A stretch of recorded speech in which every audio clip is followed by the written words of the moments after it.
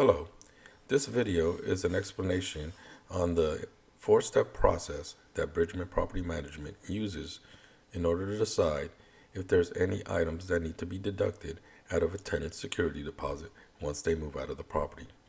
I will also explain the importance of the inventory and condition form that will be given to the tenants upon move-in. The four-step process begins with an inspection report.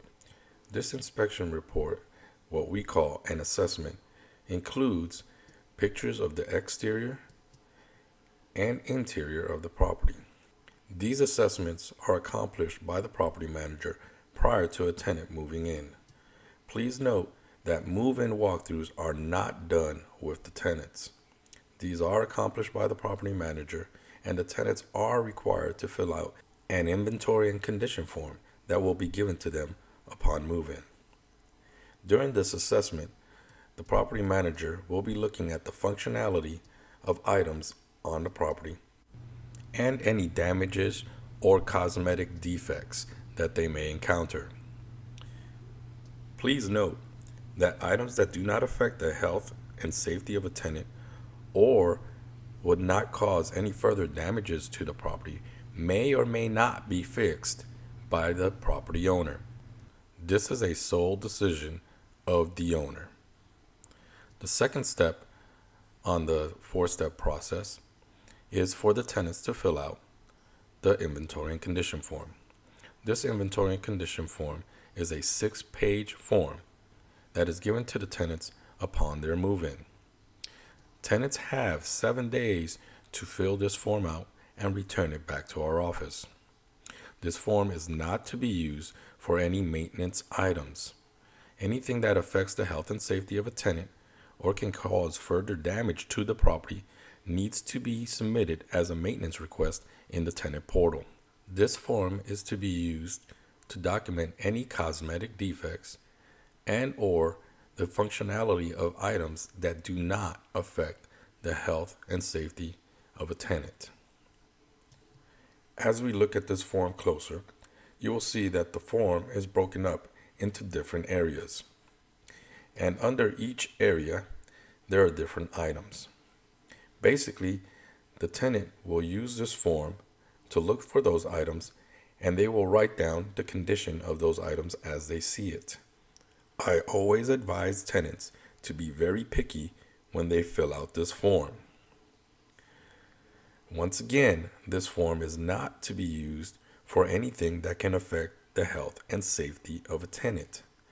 So as you can see here on the back door, the tenant wrote down does not lock or secure. This would be an item that's considered a safety item and that needs to be fixed. So the tenant should not place this in this form, but submit a maintenance request to get that back door fixed. If the tenant does not find anything wrong with an item, they may place good, okay, or any other terminology that they may see fit. If an item is not on a property, the tenant may also place an A for not applicable. Tenants are advised to not leave any blank spaces on this form. All lines under the move-in comments should be filled in. A tenant is required to place the property address at the top of each page and initial the bottom of each page. The last page of this form is an area that needs to be filled out by the tenant. Once they finish filling this out, they will sign the form, date the form, and put in their contact information. Once this is all accomplished, this form should be sent back to the property management company. There are several ways to send the form back to the property management company. This form can be scanned and emailed, it can be faxed, it can be brought to our office personally, or it can be mailed. Once our office has received the form, we will verify that no maintenance items were documented in the form. We will initial, sign, and we will place a signed copy on the tenant portal for the tenant's records. The third step on the four-step process would be a move-out assessment. A move-out assessment is done by our general contractor. The general contractor will go and take numerous pictures of the property and provide us an estimate of work that needs to be done.